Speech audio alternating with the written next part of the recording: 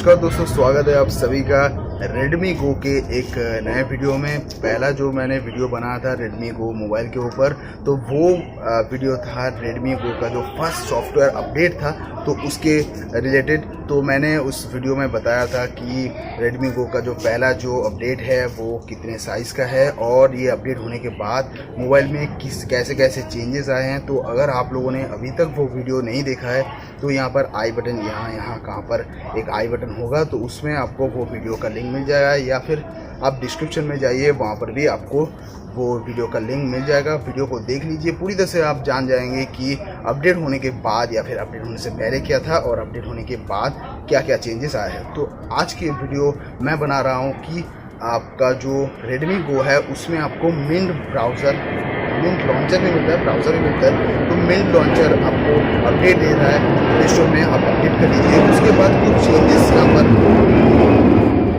Right जा रहा है।